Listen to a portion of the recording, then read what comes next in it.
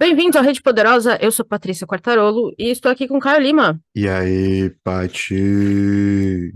Último episódio do ano de O livro. último episódio do ano pra fechar, não sei se com chave de ouro, né? Porque o lance todo é pegar o esquema da parada. Falou tudo e nada, né? É exatamente igual ao livro. Vamos começar do começo. Dezembro, isso, Isso, exatamente.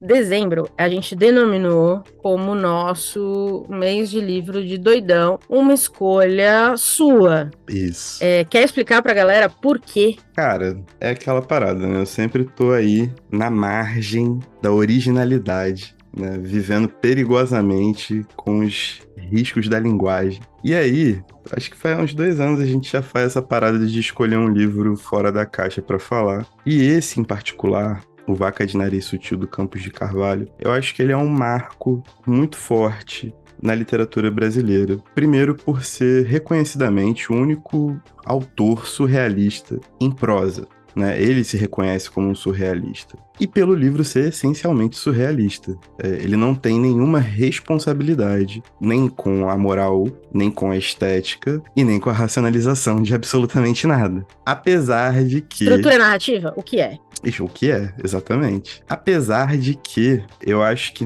Campos de Carvalho, nesse livro, ele consegue estruturar pelo menos fragmentos em que a gente consegue depurar alguns conceitos e consegue trabalhar um pouco dessas condições ou dessas não condições surrealistas para a produção artística. Então, acaba que você sai dessa experiência de leitura forçado a procurar sentido onde absolutamente não tem, né? Texto como um todo, ele não tem um sentido, né? Ele não tem o início, meio e fim. Porém, as questões estão aqui no meio e eu acho que a gente pode discuti-las de alguma forma surrealista também, não só em relação à construção desse programa, que vai ser um programa muito solto, vai ser um programa muito suave, como se nós estivéssemos completamente Completa. Pauta? O que é pauta? loucos de ácido, mas também em relação a como enxergar a literatura fora dos aspectos estéticos e moralizantes que nós somos incumbidos, né, ou imbuídos desde muito cedo. Eu acho que é uma esfera muito maravilhosa em se tratando de que Campos de Carvalho tem uma obra muito reduzida. Esse livro foi publicado no início dos anos 60 e a produção dele para justamente em 1964, com o Púcaro Búlgaro, se eu não me engano. Ele nunca mais publica nada, vive sua vida como um servidor público e se aposenta dessa forma em São Paulo. E é isso. Tipo, ele realmente para a sua produção quando os limites dessa contestação sobre o que é a realidade, a moral, a estética, a racionalidade, acabam por sofrer seu principal golpe no Brasil no século XX, né, que foi a implantação da ditadura militar. Então existe todo um contexto também. Mas enfim, o livro por si só já é um prato cheio pra gente caracterizar isso aqui como um livro de doidão, né? Se a gente tentasse resumir a história, eu sei que é difícil, Sim, mas acho que pelo menos a gente pode usar o narrador principal, que é um militar, né, sim. que lutou numa guerra, tá lidando com um trauma de guerra, aparentemente. Certo vocabulário não existia na época, então ele também não aparece no livro, mas a gente consegue, né, pegar algumas coisas. Uhum. E ele veio de alguma maneira desabilitado, então ele vive da pensão do Estado. Acho que se a gente resumir o personagem, é um guia, talvez. Isso, ele vive da pensão do Estado numa Uhum. pensão. Que aí já começa a Sim, bagunça. exatamente, que ele divide com o nosso camarada Aristides, um surdo-mudo, em que ele tenta abrir várias veias de diálogo.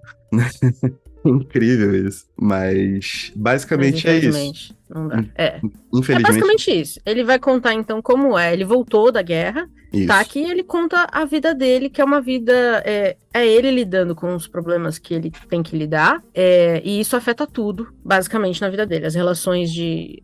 Acho que. Vamos voltar um passo antes disso. Você falou do autor que ele publicou muito pouco. Mas eu também achei surpreendentemente pouco sobre ele em todo Sim, lugar que eu olhei, assim. Parece que você tem razão, assim. Ele parou de publicar, mas ele fez um Raduan Nassar, assim, né? Ele sumiu. eu E não acho, tem muita coisa sobre ele, né, nas redes, então é difícil. eu acho que é até pior, na verdade, porque o surrealismo com um movimento estético literário, no Brasil particularmente, ele foi muito rejeitado, sacou? E quando ele aparece com maior força, que é por exemplo, pelas mãos de uma geração de São Paulo muito boa. Inclusive o Cláudio Willer continua aí até hoje escrevendo muito bem sobre, um grande pesquisador e ele é autor de uma memorabilia sobre o surrealismo brasileiro, não só sobre o surrealismo, mas sobre esses movimentos mais tendentes ao anarquismo, principalmente a geração Beat. Então ele traduziu Allen Ginsberg, traduziu Jack Kerouac e toda essa galera, Ferlinghetti, etc.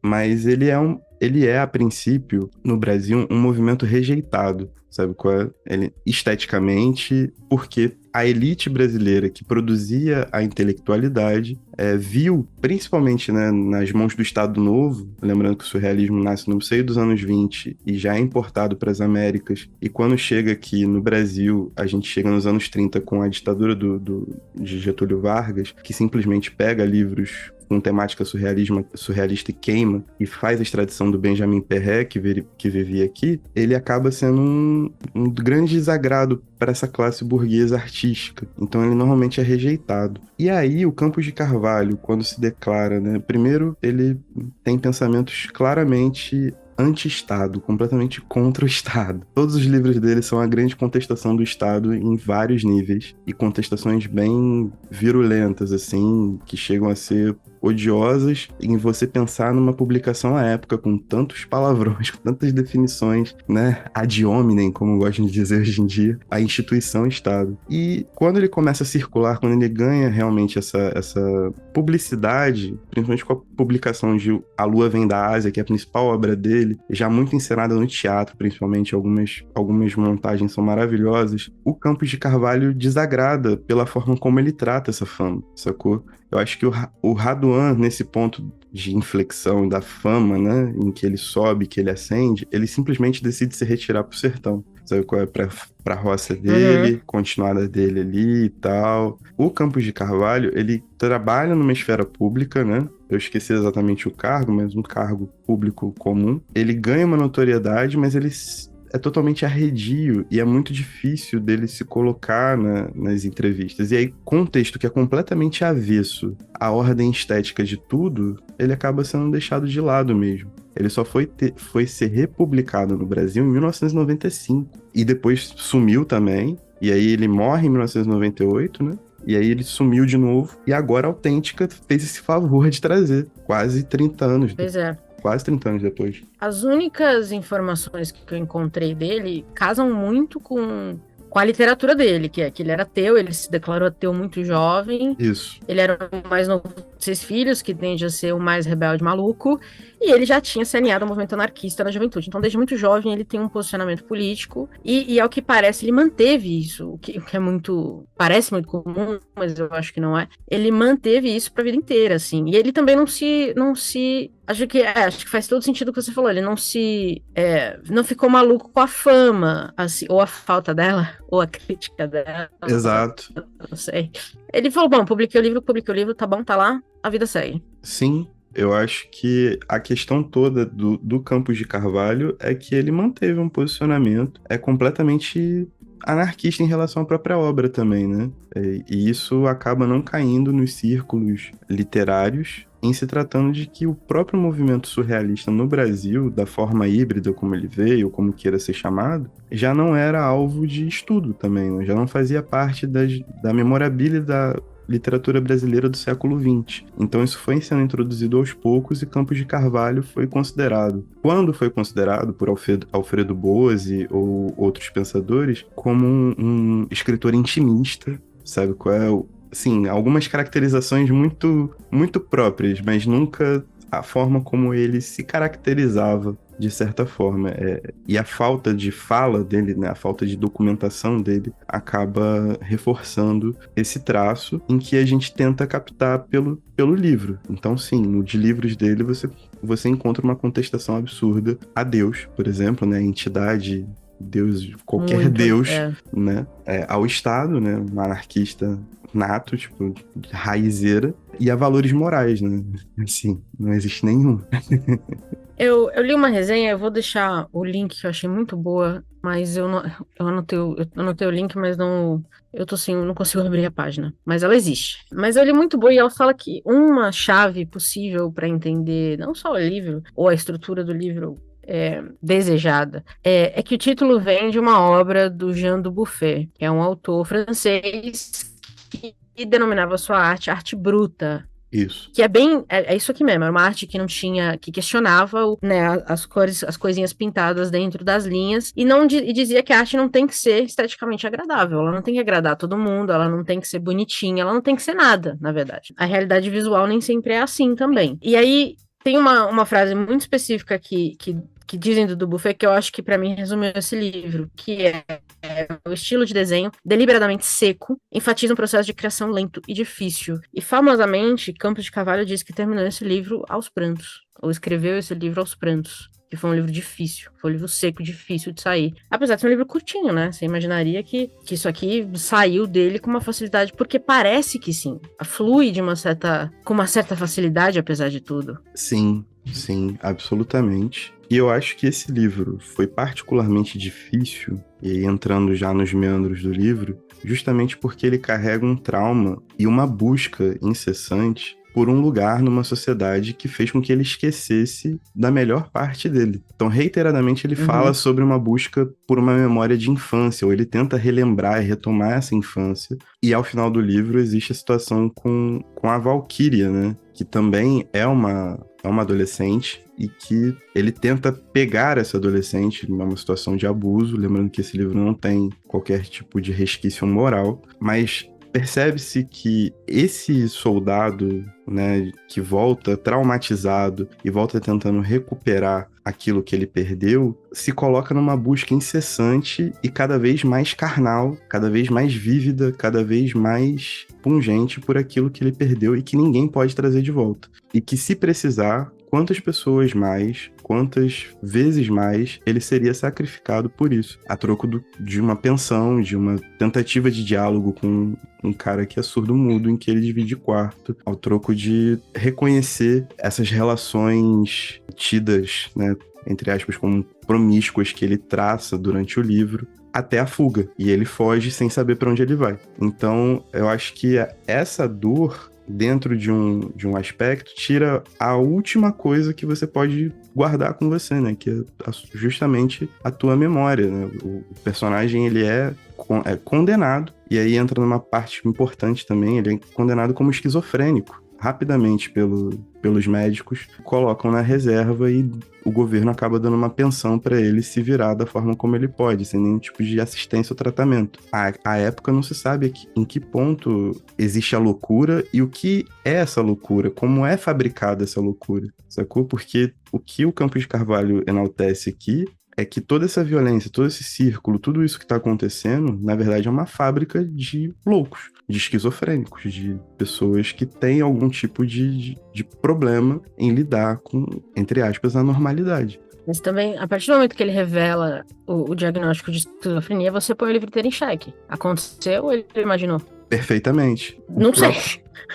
O próprio abuso que o faz fugir torna-se algo muito absurdo. E as cenas transcendem muito, porque esse narrador tá narrando a partir de uma memória que ele teve. O ponto presente do livro é ele observando, no final, justamente tentando imaginar onde ele conseguiu encontrar essa vaca de nariz sutil do buffet, sacou? A beleza, a sutileza dessa vaca que ele só conseguiu encontrar no rosto de Valkyrie, no que aquilo representava para ele. Então, se você tá lidando com uma pessoa que tem algum tipo de patologia psíquica severa, sem tratamento, sem acompanhamento, em situação de miséria, em situação de abandono, completamente traumatizada, e você está acompanhando como ela constrói a memória dela, você está entrando nessa roda junto, pode crer? E eu acho que esse encaixe no final faz com que toda a falta de sentido do livro, a falta de racionalidade do livro, coloque a cereja no bolo da parada. Tipo, ele te coloca dentro de uma viagem estética profundamente divergente daquilo que a gente conhece, pelo menos na literatura brasileira. Fato. Mas tem duas coisas que eu acho que são bem claras, assim, apesar, né, do vai e volta aí, de você acabar questionando muita coisa. O Aristides é uma boa... É uma metáfora muito boa pro Estado em si, né? Ele tá ali do lado, mas você não consegue dialogar Perfeito. com ele, você não consegue se fazer ouvir. E dá pra ver que o nosso personagem, ele quer ser ouvido. Ele quer contar essa história. E você não sabe como ele pensa, né? Aí você não sabe como ele... Porque ele também não fala. Exato. Me lembrou um pouco a Fila. Lembra? Que é aquela coisa de Uhum. você ficar parado no portão e do nada alguém toma uma decisão completamente arbitrária, ninguém entende, mas tá todo mundo ali continuando esperando. Eu acho que essa relação do nosso narrador com o Aristides é mais ou menos isso, né? Perfeito. E aí eu fiquei Concordo. pensando no timing do livro, assim, ele saiu em 61 e a gente já tava aí enfrentando problemas consideráveis, né, as portas do golpe militar, o golpe, acho que a maioria das pessoas sabe disso, não aconteceu um dia eles acordaram e falaram, vamos lá, derrubar o presidente, não, foi uma construção, e em 61 já tinham muitos indícios de que coisas iam acontecer. Será que é aleatório que ele escolheu um militar para transformar num esquizofrênico? Eu acho que não. Eu acho que não. Até porque esse conceito do militar ser o grande braço estatal, né, o grande braço de controle estatal e a grande Uhum. salvaguarda de todos esses valores patrióticos, nacionais, etc., isso é parte do Brasil, né? A gente fez a série do Castelo, por exemplo, em que tudo isso já estava composto desde a fundação da República, né? A República nasce a partir de um golpe militar, basicamente. Então, já é uma presença muito forte. Existe também as evidências de uma literatura pós-guerra, em que ela se pautava por uma moralidade muito forte, tentando explicar o porquê daquilo ter acontecido e tentando fazer sentido aquela culpa que existia. Eu acho que isso é uma parte muito importante da literatura desse trecho, né, dos anos 50 e 60. Boa parte de tudo que foi influenciado pela Europa tem um pouco desse aspecto, sim. E, obviamente, a própria forma como se dava os conceitos morais e sociais, a construção daquilo que se pautava à época, porque apesar de estarmos aí num período em que não havia necessariamente a tensão estava crescente, ela cresce no decorrer do governo Jango, que começa em 1962, se eu não me engano. Ele toma posse em 62, se eu não me engano. Se eu estiver errado, me corrijam aí depois. Mas é sempre uma tensão latente. Ela nunca deixou de passar. E a presença disso na sociedade é muito forte. Ainda mais ele sendo um funcionário de carreira, né? Ele tendo essa vida de muito classe média, muito intermediária, em que vivia com certa tranquilidade e conseguia fazer parte desse círculo em que ele podia construir literariamente e conseguir, né, colocar seus escritos para frente. Então eu acho que faz muito sentido a sua observação. Cara, a gente sempre também vai voltar para essa questão dele ser um anarquista clássico, né? Tipo, ele tinha revolta no sangue dele. Ele queria. Setembro de 61 foi quando o Jango começou o governo, e aí foi quando a coisa esquentou de Então, vez, mas antes já vinha aí, a gente leu no Castelo, sim, já vinha aí uma tensão muito pesada, inclusive com gente dizendo que ele não ia assumir. Similaridades? Não sei. sempre assim, né? O Brasil é.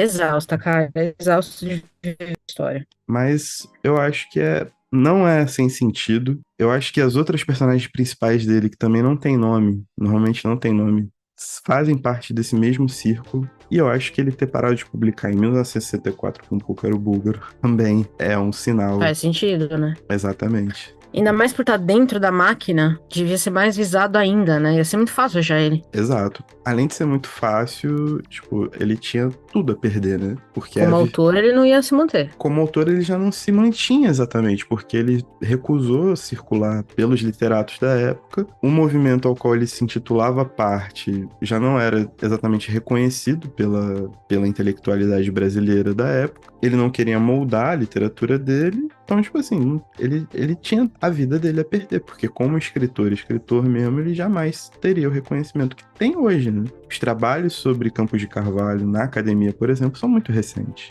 Eu não sei se você leu a matéria da Super Interessante sobre ele.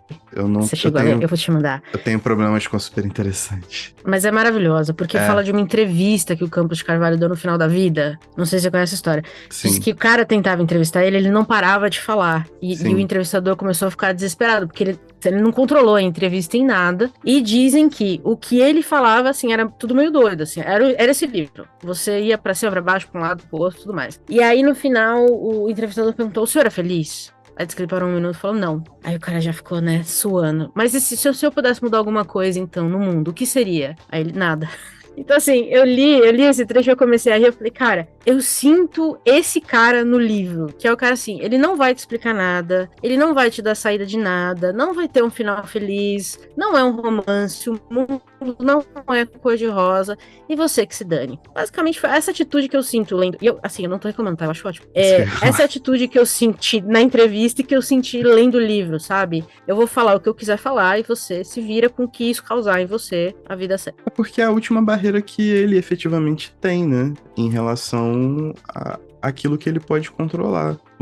Existe também o combate, e eu acho que esse livro, ele reforça muito isso quando ele começa a expor, por exemplo, as passagens em que ele tem relações com vários homens diferentes, e alguns são militares, e outros são políticos, e são bacanais, e é uma coisa sórdida, e ele joga na cara de um porque tem uma DR gigante dele com a esposa, e vira, tipo, casos de família total, e você fica ali, né, fofoquinha.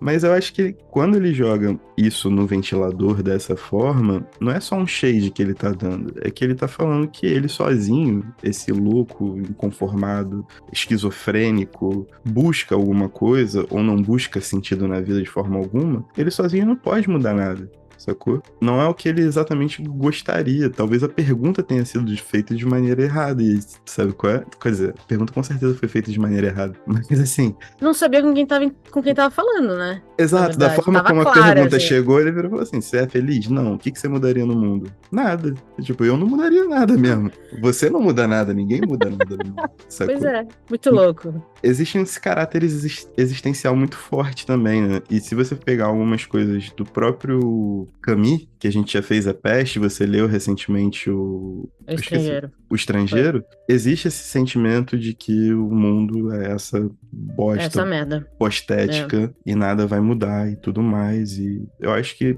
quanto mais pro fim da vida se chega, eu acho que mais evidente isso fica. Principalmente na situação em que ele passou, né? Ele ficou basicamente 30 anos sem ser publicado. Existem algumas montagens de A Lua Vem da Ásia, algumas muito boas, mas é muito pouco perto do que pode ser explorado a partir da obra dele.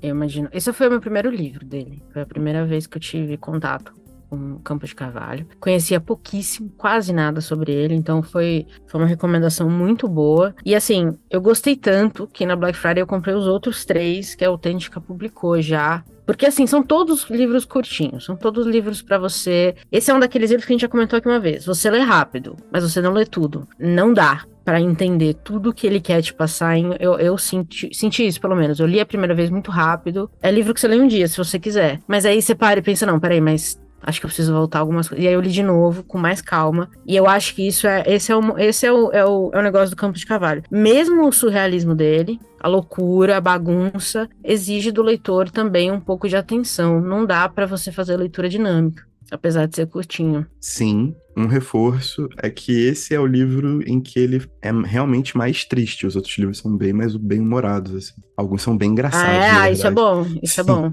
Sim. Esse Gostei, eu preciso ter livros pra quando eu tô deprimida. Esse é o fundo do poço, assim, real. Cara, tipo. eu li isso aqui, O Estrangeiro e Crime e Castigo no mesmo mês, sabe? Tipo, eu tô começando dezembro, assim, que inferno. E tu foi numa linha temporal, por exemplo, se você colocar Crime e Castigo, O Estrangeiro e o Vaca de Nariz Sutil, em que eles conseguem se conectar de alguma forma ali e criar uma linha do tempo do desgraçamento mental. Então, assim. A mulher do subsolo. A mulher do A subsolo. verdadeira. Completa. Você foi numa experiência muito próxima, a mais próxima de Caio que eu tive notícia nos últimos tempos, viu? Nem eu tive uma experiência dessa forma. É por isso que eu fiquei pensando tanto nessa questão de sociedade, justiça e Estado, porque tem muito disso em Crime e Castigo, tem muito disso no Estrangeiro, né? De você questionar algumas coisas de justiça e Estado, o que é justiça e pra quem, o que é o Estado e pra quem. E eu acho que esse aqui, a gente não precisa nem pensar 2 vezes, ele tá questionando na sua cara, porque a gente fez um mês de livros de guerra, a gente leu Homens em Guerra, do Laszlo, e tinha ali um conceito muito de guerra e militarismo é máquina de moer humanos, né? E aqui a gente vê o que isso significa de verdade. O que significa você moer o cara e jogar ele de volta na sociedade. Exato. Com o adendo de que Campos de Carvalho, em todos os livros, ele chama esse problema da psique, sacou? Então, que é uma linha de estudo que ela é recente, de certa forma, mas na época dele era tudo muito novo em relação aos avanços científicos que estavam sendo feitos e as possíveis linhas de investigação desses problemas. Então, todos os personagens dele, como aqui no A Vaca de Nariz Sutil, tem algum problema de psique muito grotesco e muito mal diagnosticado, né? O que é essa esquizofrenia dessa personagem perto à hipocrisia da vida de um militar de alto escalão ou de um político, sabe qual é? Qual é o mal da beleza que ele procurava e que ele encenava em relação à obra do Buffet que dá título ao livro, e aquilo que fica entre mentes que aconteceu e que ele foge no abuso com a Valkyrie, mas é aquela coisa, você tá num relato de primeira pessoa de um fugitivo que não sabe pra onde tá fugindo e nem exatamente o porquê está fugindo, né? Ele fala invariavelmente da beleza. Da beleza, da beleza, da beleza, da beleza, sacou? Que ele procurava e continua procurando. Ele vai olhando a janelinha do trem passando, procurando de novo essa vaca de nariz sutil. Então, assim, ele faz essa contestação da forma mais virulenta possível, que é justamente pra botar o dedo na carne, o dedo na ferida e cortar na carne, sacou? E eu acho que esse é um lance muito, muito maneiro de como ele constrói as imagens. Ele desacraliza completamente qualquer instituição. Ele tira o poder de qualquer instituição através da linguagem que ele se utiliza aqui. Eu acho isso absolutamente fantástico.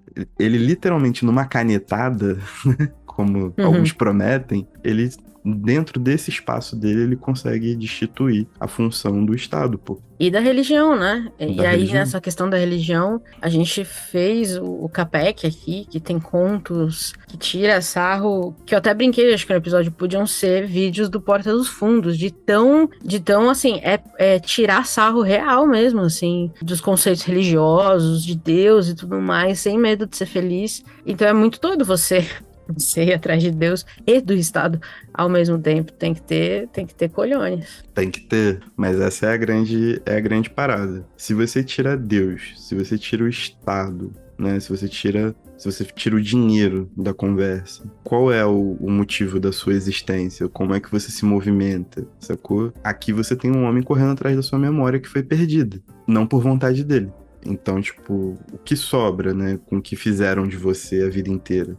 Eu acho que a grande questão é essa. E quando você se faz essa pergunta e você se imagina nessa situação, parecido com um dilema de Raskolnikov no Crime e Castigo. Depois que eu ultrapasso o limite, qual é o limite? Tá ligado? O que eu faço com esse limite? Onde é que eu vou buscar? Por que isso aqui tá errado se eu fui capaz de ascender? Existe toda essa questão moral que é uma parada que ela é muito difícil de você conseguir fazer sem cair numa série de contradições suas, porque, né, você é criado, você é formado dentro dessas perspectivas todas que te colocam. Mesmo, às vezes, uma pessoa que se considera ateia ou, sei lá, apolítica, se é que isso é possível, né? O apolítico sempre tende pro lado direito das coisas, né? Pois é o que descobrimos por enquanto. Pois é, a gente vai descobrindo isso na prática com uma velocidade assim, filho, aqui, ó.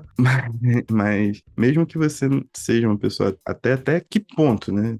Até onde isso vai? Que sobra disso tudo? Que sobra da vida em meio a esse turbilhão de coisas? Lembrando que isso é uma cena urbana, né? Que é esse zum de pessoas. Você não tá num ponto isolado, tal como Raskolnikov tá no meio de São Petersburgo. Você tá no meio de uma série de outras pessoas com quem você precisa lidar, até porque você vive em sociedade, sacou? Como é que você encara isso quando você tem que lidar com pessoas todo dia? Quando você tem vontades, quando você tem desejos, quando você tem questões que você precisa sanar de alguma forma para continuar vivendo. Quando ele coloca essas questões todas no muro e pede para você decidir qual lado você vai ficar desse muro, é aí que vem o grande problema. Porque todas as imagens que ele usa aqui são extremamente violentas, são extremamente fora de qualquer moral. Verdade. Então você tem uma opção muito difícil pra fazer, muito corajosa sempre, sacou? Ele simplesmente não vai te dar um juízo moral sobre aquilo que você escolher. Você tá se fazendo isso já, você não precisa dele. pra nada. É uma espécie de autorreforma, tá ligado? Imergir na linguagem de um cara igual a esse é esse exercício contínuo. E é um livro que você pode ler várias vezes que isso vai acontecer de alguma forma. Eu já li umas 4, 5, por exemplo. Acho extremamente fantástico a forma como ele trabalha isso. Murilo Rubião, mesma coisa. Um outro autor brasileiro que fica nessa beirada do surrealismo e do fantástico. Surrealismo e do fantástico. Então, com uma obra Me lembrou também pequena. um pouco da autotravisão, publicando coisa que, assim, questiona muito a moral, né? Sim, Ele tem um conto que é narrado por um estuprador. E de sim. boa. Ele foi ali, ele fez aquilo, ele voltou, ele continuou tipo, você fica solto pra lidar com a sensação do jeito que você quiser. Mas tá ali. É o espaço que a arte te oferece, né? Esse simulacro de situações em que servem para pelo menos colocar para jogo algumas ideias, por mais absurdas que elas sejam. O problema todo é como isso vai ser discutido, se isso vai ser discutido com a maturidade que merece ser, tá ligado? Isso já é uma outra problemática. Mas o Trevisan é um outro cara que faz isso muito bem durante toda a obra dele. E realmente foi uma bela memória. O Trevisan. É Trevisan desconfortável. é desconfortável. Muito É, desconfortável. muito. Acho que esse é o único jeito que eu consigo resumir como foi a experiência de ler Dalton Trevisan. É desconfortável. E acho que ele gostaria disso, na verdade. Exato, e se você vai acompanhar a obra dele, cara, alguns momentos da Hilda, por exemplo, são extremamente desconfortáveis, sacou? O Caderno Rosa da Laurie Lamb, tudo isso tem a sua implicação estética, imagética e moral. Eu acho que é justamente contestar esses lugares, esses lugares comuns, principalmente, e alicerçar bem o que é essa moral, o que é essa continuidade estética e construção estética da arte, é que fazem com que essas obras permaneçam, sabe? Por mais que seja vagaroso o seu reconhecimento, mas que elas permaneçam relevantes até hoje. Pô, e acho que esse é o episódio que a gente mais fez conexão com autores que a gente já leu, assim, pô, a lista aqui ficou muito boa. Se alguém pegou a lista completa, joga num bingo. A gente foi de Dostoiévski e Eudaiust, ou Exato. seja, Campo de Carvalho, um grande conector de literatura incrível. Exato. É porque é exatamente isso. Na falta de você não ter essa construção da imagem que seja algo imanente da sua própria construção e visão do que é literatura e de como você consome, as aproximações elas se fazem presentes. E aí você consegue enxergar pelo menos a grandeza que um Campos de Carvalho tem em relação à sua produção, sacou? E aí a gente consegue ver influências indiretas também em vários outros autores que vieram a posterior dele, né? Ele ficou sumido como Campos de Carvalho, ele sumiu, ele se autoexilou da literatura e depois foi exilado por não ser publicado durante muitos anos, porém a sua obra reverbera de alguma forma, sacou? Eu acho que o principal papel que a gente pode ter aqui é o de tentar divulgar isso um pouquinho, porque realmente o cara é brabíssimo. Concordo, acho que fechando o ano com chave de ouro, real. Baita escolha sua pra gente ler. E como eu falei, foi minha primeira experiência, eu não sabia nem o que esperar. Eu sabia que ia ser doido, porque é o prenúncio, né, da nossa categoria. Mas eu não esperava o que eu encontrei e amei, assim. E o que eu falei, fui atrás dos outros e vou ler mais, vou ler o que dá pra ler, porque só tem os 4, a gente faz o que dá, mas definitivamente acho que é um autor brasileiro pra não se perder. Essa foi no capricho, né? Curadoria sem Essa limites. foi no capricho, cara. Puta merda. Realmente, realmente. Assim, 2023 tá foda, então se esse aqui já for um pezinho, tá tudo interligado já. Fica tranquila, fica tranquilo. Toca pro pai. Vai dar tudo certo. Vai dar tudo certo. Mas é isso, cara. Eu fico muito feliz de você ter gostado dessa experiência. Eu acho que aqui é mais um bate-bola pra gente realmente ter essa parte de divulgação e explanação das nossas experiências de leitura, mas nesse episódio em específico também pra que, tipo assim, eu tenha feedback, porque nada que foi pautado ou ensaiado foi o episódio mais Nunca. freestyle do ano, mas esse em particular foi o mais freestyle do ano, porque você vem Foi. fazendo mistériozinho nas mensagens desde que terminou de ler. É verdade, eu não te contei se eu gostei ou não. Não, ficou. Mas é isso. É muito interessante ver que durante esse ano também isso fez parte do nosso ano como um todo, porque a gente teve várias experiências de leitura, todas elas completamente diferentes uma das outras, com várias experimentações estéticas, para chegar no final do ano e ter um negativo dessas experiências, né? O que influi em mais uma experiência, mas aí a gente entra numa questão filosófica, estética e etc., que nem vale a pena, só com cerveja e num sábado em que a gente não tem absolutamente nada pra fazer. Ainda mais que a gente tá em mês de Copa, né? Então, assim, Pois é, prioridades, prioridades. prioridades, completamente. Eu não sei como você consegue organizar suas leituras em mês de Copa, eu não consigo. Tá muito difícil, nem eu fico chocada comigo mesma. Exato. Mas a questão toda é essa, tipo, é muito maneiro ver encerrar o ano dessa maneira. É um autor que é muito querido, é um autor que eu tenho profundo carinho por estudar mesmo, por mais que ele também renegue o carinho, de certa forma, né, e sentimentos como um todo, mas tem um carinho por estudar de verdade, e fico muito feliz que você tenha curtido também, por toda a rabugice, né, já vem disso. Ah, já colou ali já, né, Já meu? Aquele colou e já rabugento no era. braço, já falei, bom, agora vai. Agora vai, mas é isso. Pra mim, o ano tá encerrado com o maior sucesso possível. Concordo. A gente tem mais um episódio no podcast para 2022, vai ser um POzão, portanto aguardem que vem aí um listão de recomendação foda, só isso que eu posso dizer. Perfeito. Vai ser uma parada absurda. Absurda. Temos o episódio? Temos o episódio. E tchau. Tchau.